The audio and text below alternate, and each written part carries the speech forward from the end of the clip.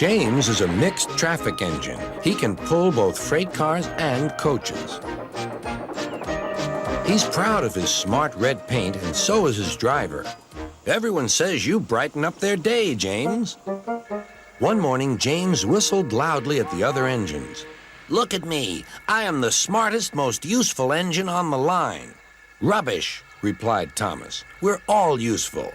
Sir Topham Hatt says so, and he's head of the whole railway.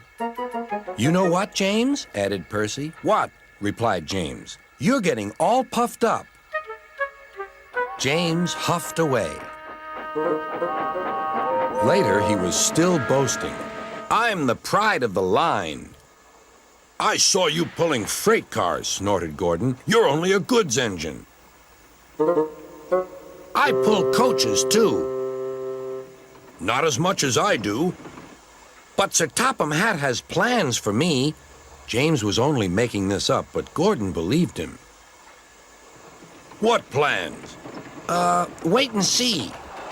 Oh, dear, he thought. Now what'll I do? Thomas was shunting shining new coaches. Good morning, James.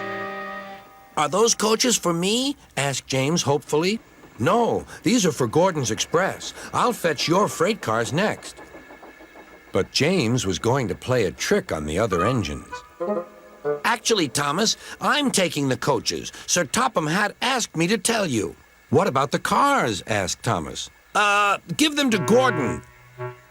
Come on, Thomas, said his driver. Orders are orders. So when James's driver returned, James was coupled to the coaches and he puffed away.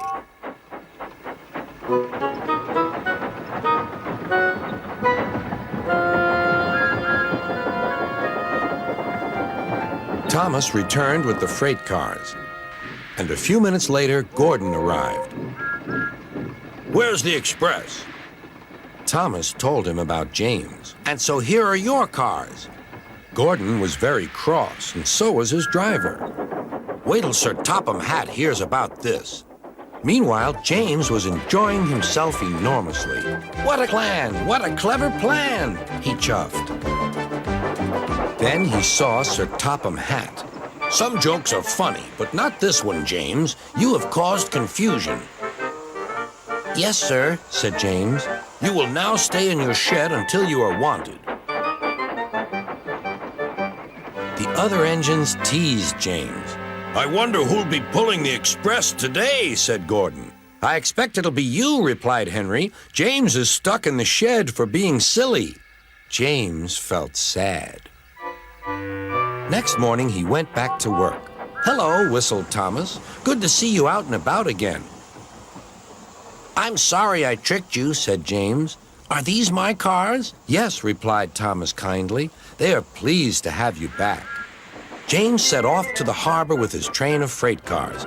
He bustled about all day, pushing and pulling them into place.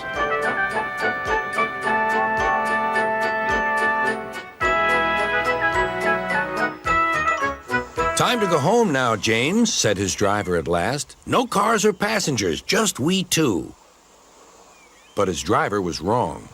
Excuse me, called a man. I have a meeting with Sir Topham Hatt, and I mustn't be late. May I ride back with you?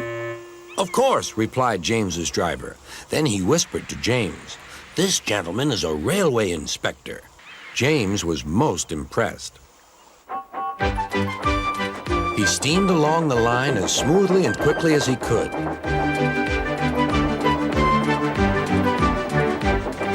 Sir Topham Hatt was waiting on the platform, and the railway inspector greeted him warmly.